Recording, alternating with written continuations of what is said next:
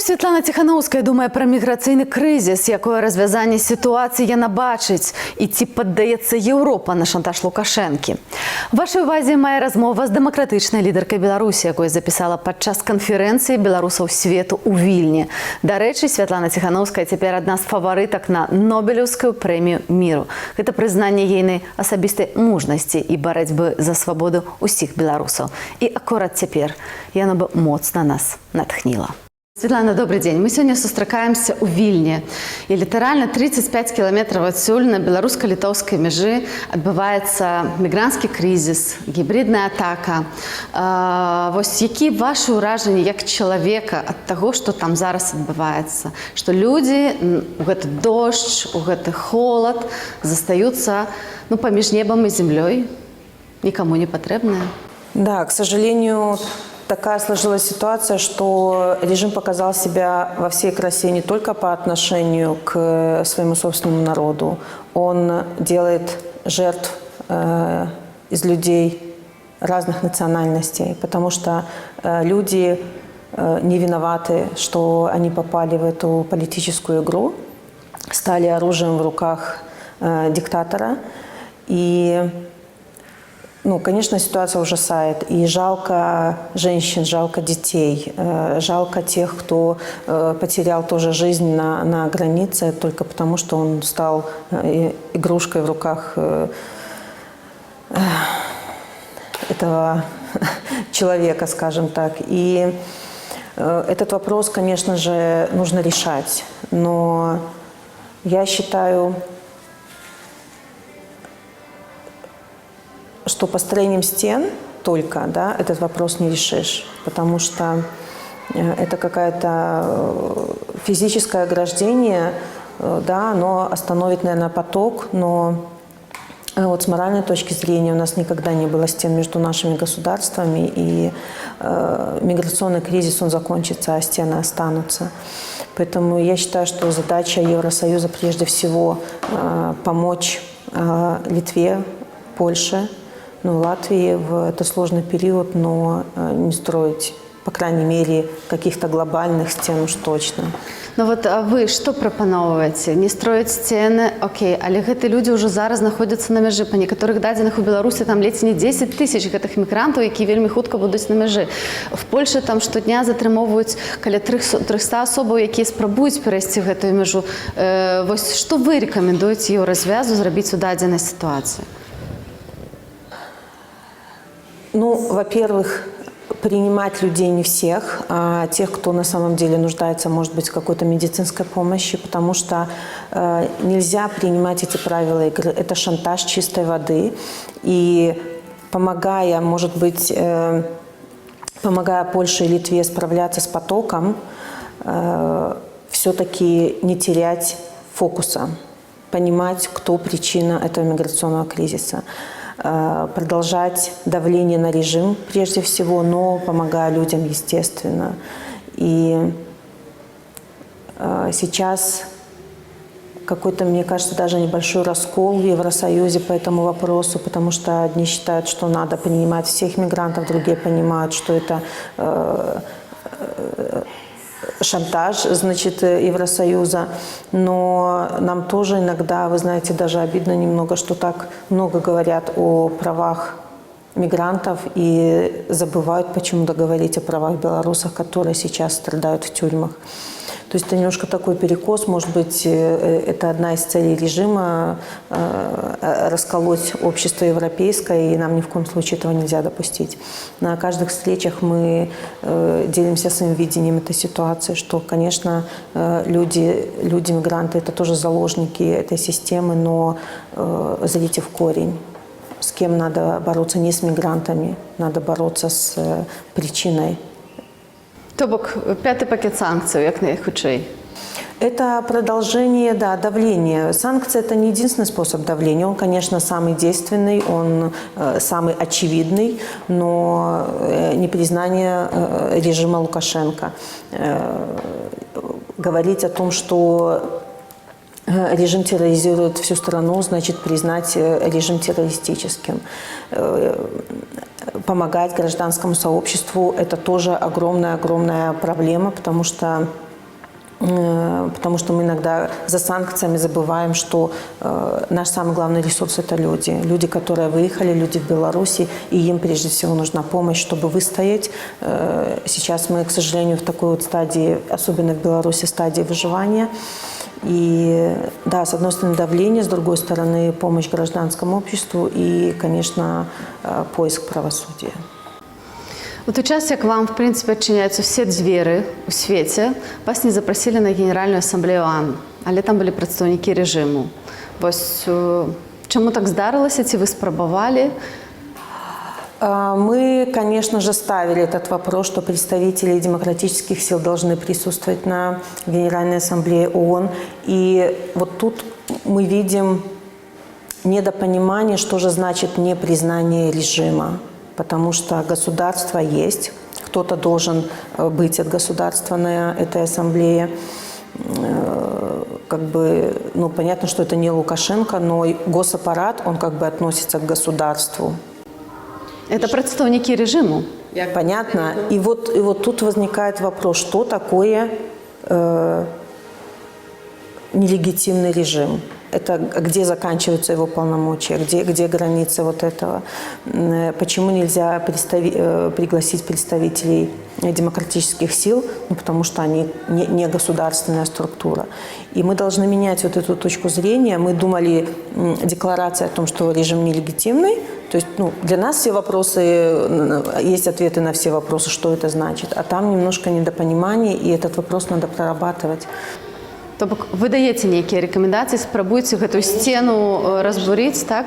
Потому что мы разумеем, что такие сусветные великие организации, як ООН, наприклад, правда, вони вельми такі закостенелые, правда, і працювати з ними достатково складно, так? Сложно, они такие консервативные, я бы сказала, но ситуация в Беларуси, она нестандартная, она нетривиальная, ищите нестандартные подходы.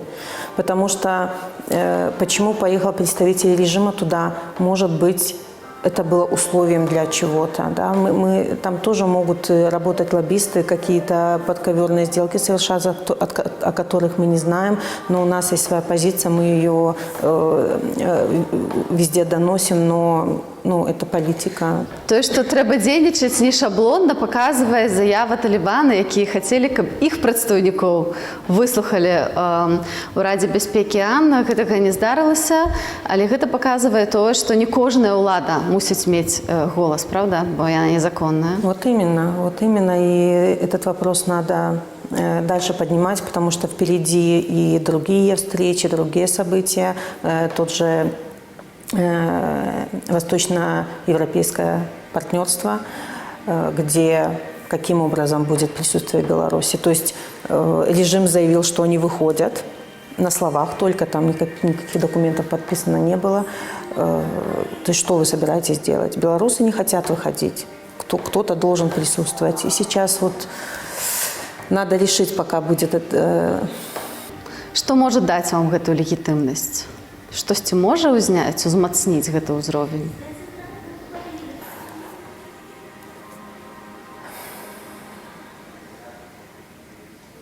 Вы знаете, я считаю, что белорусов уже признали, да, в моем лице, что да, вот представитель белорусов, представитель демократических сил, но опять же физически власть удерживает человек. Понятно, но он удерживает благодаря чему? Благодаря тому, что народ выбрал или что у него оружие и насилие. Не хочется никому особо разбираться.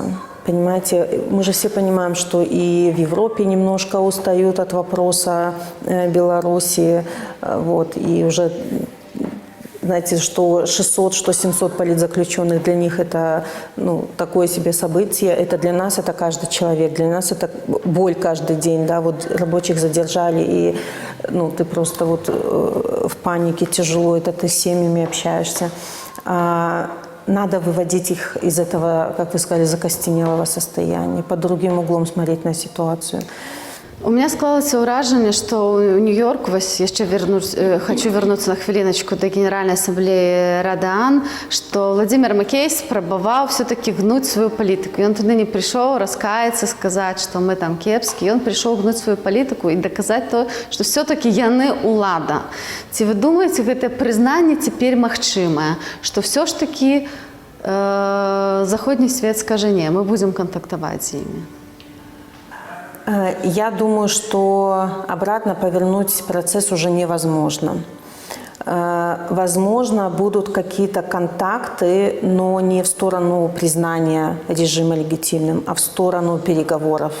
Вот какая-то переговорческий процесс может вовлекать представителей режима, потому что мы об этом тоже говорим, что переговоры между режимом и белорусами.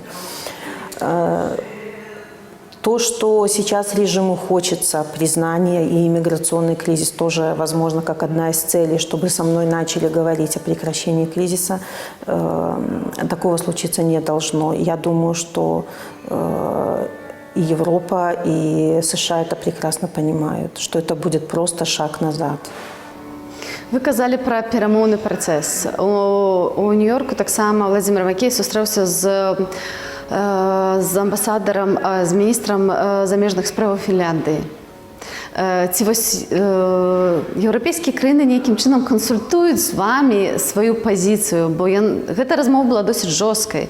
Мы ведаем, што была ўзнятая тэма і правоў чалавека, і палітзняволеных. Ці вось нейкім чынам яны з вамі кансультуюць тое, пра што размаўляюць з рэжымам, ці не, вось мне цікава? Ну, так как это случается очень нечасто, крайне редко, то об этой беседе мы не знали до ее факта. И, конечно же, мы свяжемся, надо уточнить, может быть, уже связались, чтобы понимать, что это было, для чего это было сделано и какие результаты этого разговора. Ангела Меркель, канцлерка Нямецчыны, сыходзіць з пасады. Вы мелі магчымасць з ёй сустракацца. Што бы вы сказалі цяпер новаму канцлеру, які заступіць на ягонае месца, на ейнае месца? Независимо от того, кто выиграет выборы, я знаю, что в Германии все партии очень имеют принципиальную позицию по Беларуси. И, конечно, с новым представительством нужно будет налаживать связи.